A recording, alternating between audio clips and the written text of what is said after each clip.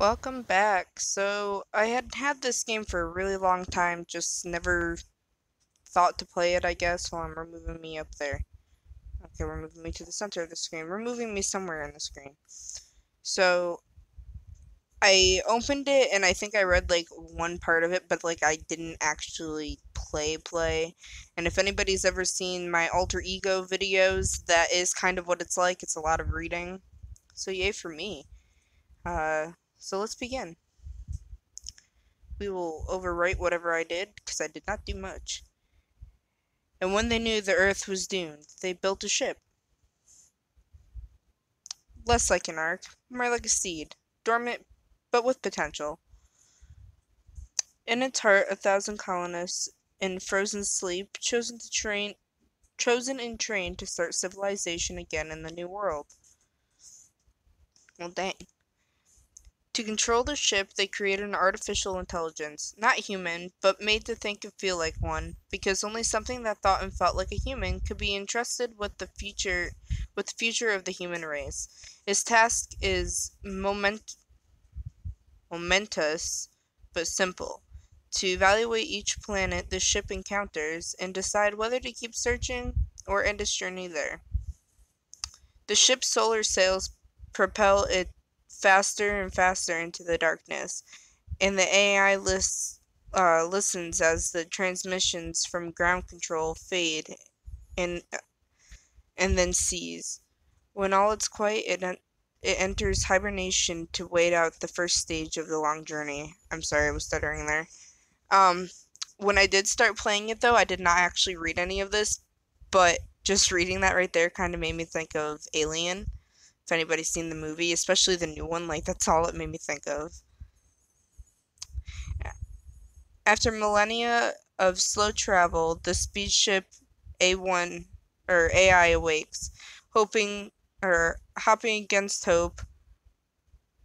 It trains its receiver on the direction of Earth's sun, but it is as silent as any of the other myriad dead stars, save for 1,000 frozen colonists cradled in its shielding and life support systems. The human race is now extinct.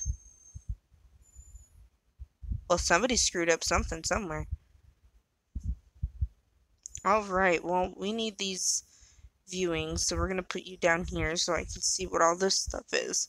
So our colonists. Scanners for the atmosphere. Everything is at 100%. So the systems, landing, construction, database, scientific, cultural, surface probes, resource, water, temperature, gravity, atmosphere are all at 100, except for surface probes, that's 10. Don't know what any of this means. Hold on. Sorry, I'm getting rid of that just because it popped up. I was trying to see what the other symbol was, but that's me streaming because I'm a noob. Any damage or malfunctions during the journey should have woken the AI from the hibernation, but it is still anxious as it runs its self-diagnostic programs.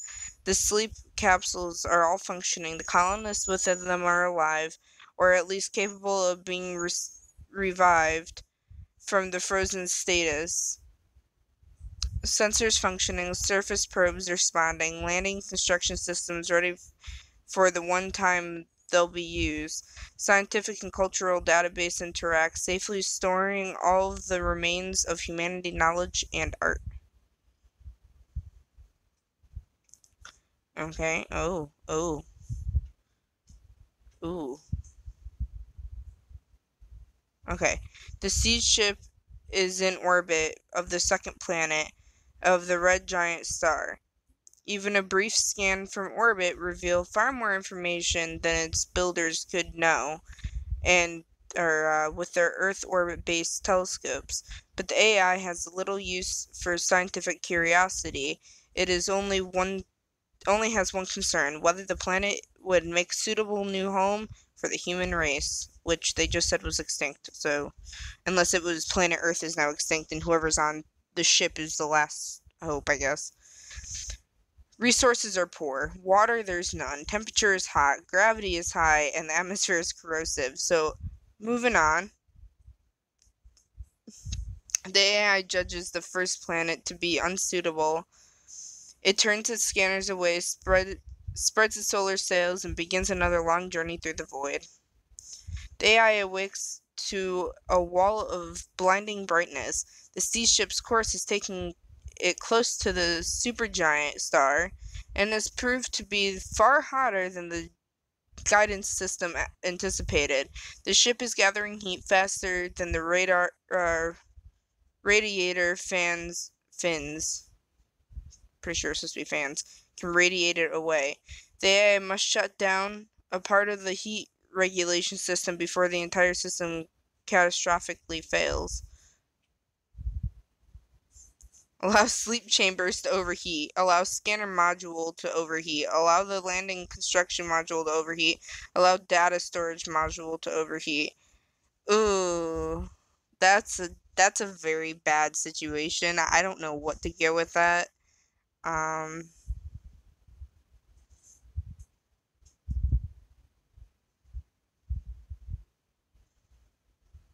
My bad. Wrong thing. I don't want to hurt the landing, because if you do the landing, depending on how many people are on the thing, could be a risk of people dying. Then, if you do the scanner, we won't get probably good readings. If you do sleep chambers, they're all gonna die, or they're gonna, well, yeah, they're gonna die and they're gonna pop like popcorn, or data storage, which means everything up there that we see 100% will be gone.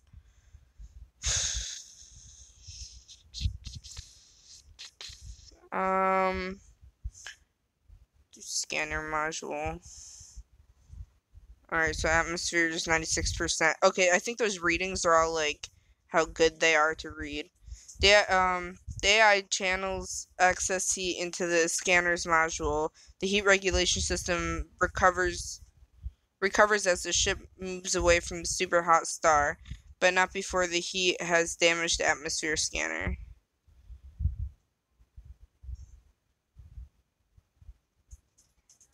I should have just let it hurt the landing system. Oh well. Oh. Okay. So the Seedship enters orbit for the first planet of the main sequence star. The Seedship has found its way almost to the edge of the galaxy, and the universe appears, split between the wall of darkness and a wall of light. Atmosphere. Breathable. Gravity. Pretty high. Very hot. No water and poor resources. Moving on. Oh my god. The alarm wakes the AI from its hibernation. A rogue asteroid is on the collision course with the ship. The atomic navigation system has failed to avoid it and has woken the AI to make the split-second decision of how to deal with the impact. The asteroid is about to hit the gravity scanner. There is no time to avoid it entirely, but if the AI fires the maneuvering thrusters to rotate the ship, it is instead hit the cultural database.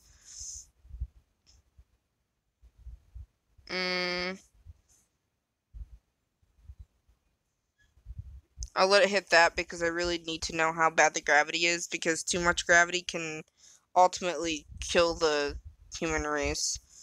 The asteroid tears into the cultural database, sending fragments spinning away into space. I'm sorry. They don't stop. Didn't you just yell at the dog? She's throwing a tantrum, and for what, I don't know. Sure, it's Josh. She always throws tantrums.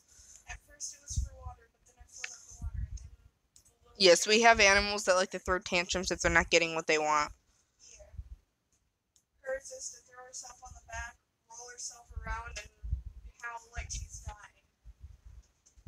Yeah. Anyways, so the Seedship enters orbit for the fourth planet of the red dwarf star. The star's light reflects off a nearby nebula. Atmosphere, none. Gravity, very high, very hot. There's a trace of water, but the resources are poor. So, possible structures. The surface probe sensors confirm the readings of the ship's orbital scanners. Oh, we ain't using that until, As the surface probe approaches the planet, it scans the planet's moon to find that it is devoid of useful minerals. We're gonna keep moving this around. And it finds that there are ruins left by a vanished intelligent species. The ruins contain functioning defense systems, and the probe barely escapes. The surface probe's mission is complete, and it shuts down. Whoa. Alrighty, we got a lot here to read and do. As it moves from the star to star, the Seedship is gathering more data about the extrasolar planets than its builders could give it. It is designed to learn from the data in order to predict which stars are likely to have desirable planets. The Seedship is now gathered enough data to upgrade one of the sensors to work at interstellar distances, so the guidance system can avoid planets that the sensor reveals to be undesirable. Damage to the sensor may still result in the Seedship arriving at an unsuitable planet.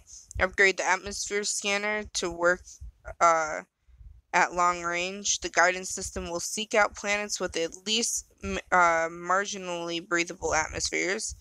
Gravity scanner, temperature scanner, water scanner, or resource scanner.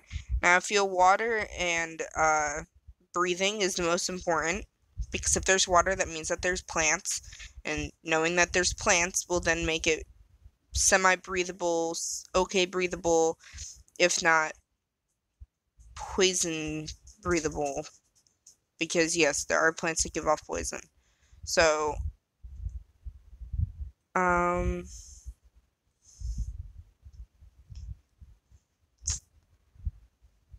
this is hard. I mean, I guess I could do atmosphere since I killed off my atmosphere.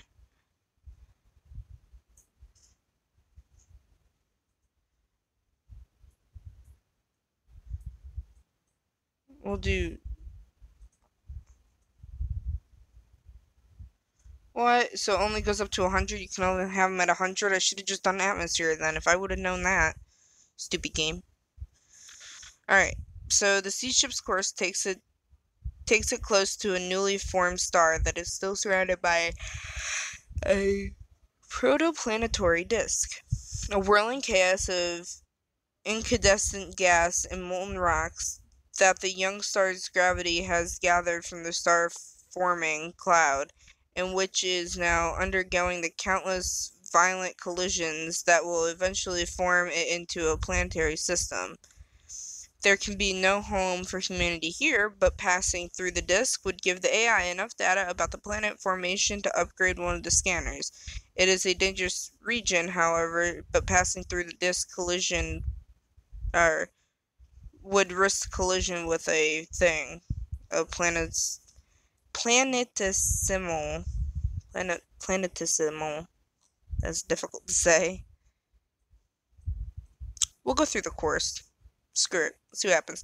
The Seedship observes the young planet gathering atmosphere from the cloud and passes through the disk safely.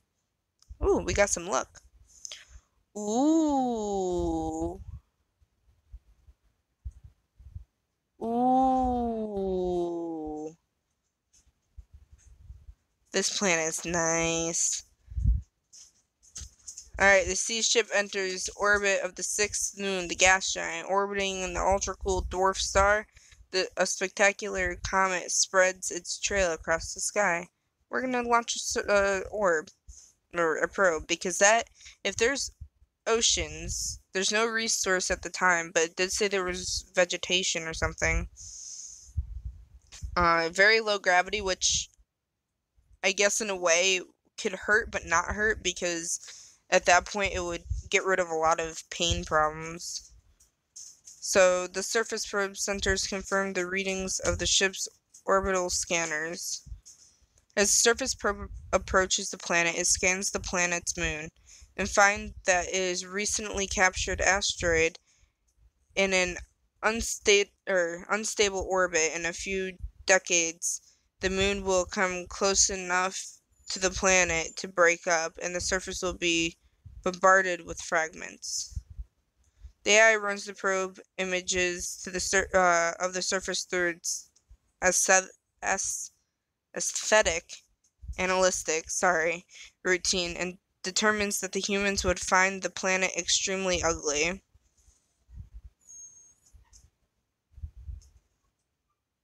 Insulated caves, that instantly gives them freaking housing. The planet's crust is riddled with extensive cave systems that are insulated from the temperature on the surface. Outstanding ugliness. Who the hell cares if it's ugly? Like, planet Earth is pretty, but at the same time it's ugly with all the people that we let live. So, edible plants. The probe finds that alien plants. It tests samples and finds that some of them would be edible for humans. The probe investigates some of the possible structures that the Seedship observes the orbit and finds that they are ruins left by vanished intelligent species. The ruins include great monuments and writings that could reveal much about the vanished civilization. The surface probe mission is complete and it shuts down. So the only thing that's wrong with it, honestly, is that the atmosphere is marginal and that it's ugly. I want it. The decision is that the culmination of the AI existence, and I cannot make it lightly. Founding a colony will end the Seedship's journey and make the planet's humanity's new home. We're confirming. If this ends the game, then that's probably the dumbest game I've ever played. The landing system controls the Seedship's descent, and it splashes gently down into the ocean of the shore of one of the planet's continents. The colonists wake up from their sleep chambers and survey their new home. Forests of impossibly slender alien plants reach kilometers into the pale blue sky. They name their new world Garden because of its lush plant life.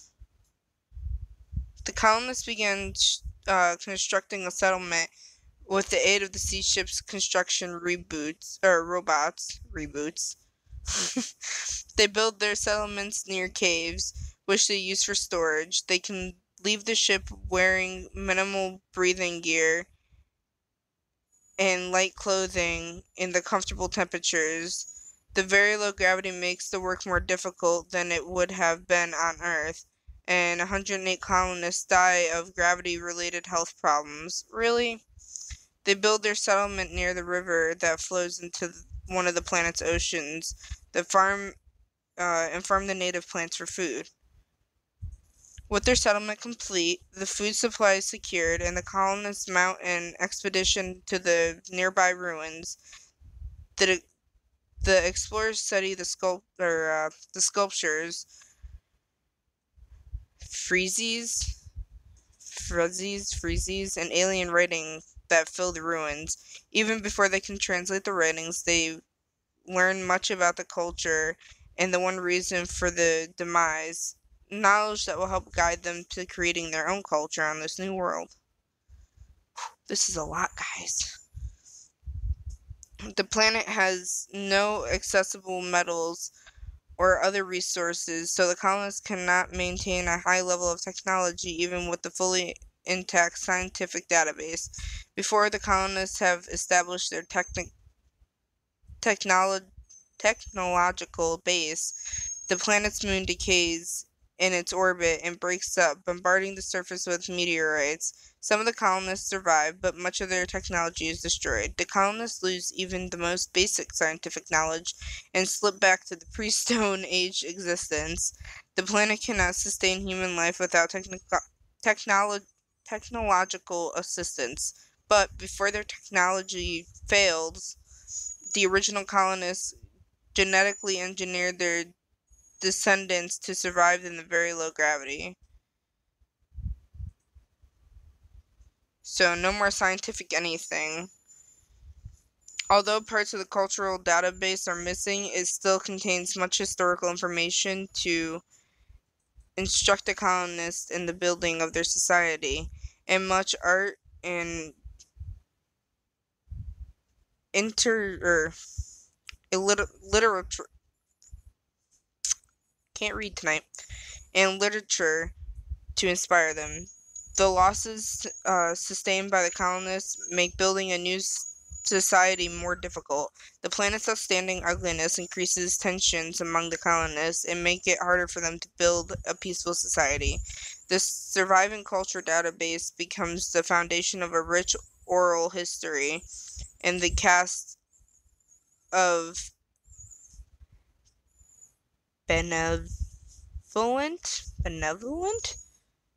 Sure, I've never seen that word before.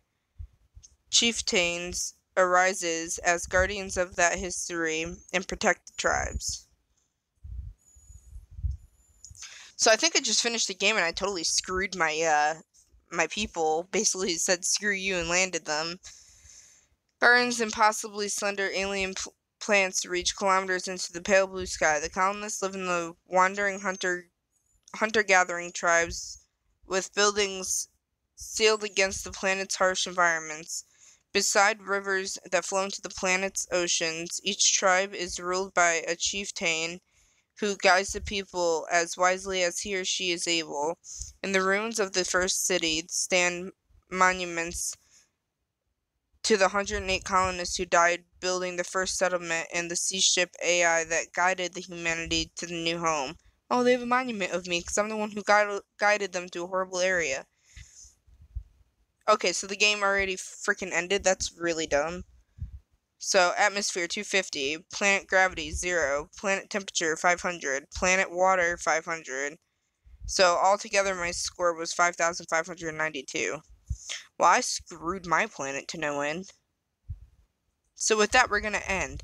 So, now we know if you want to play this game and keep finding new planets, by all means get this game. Me, I'm good.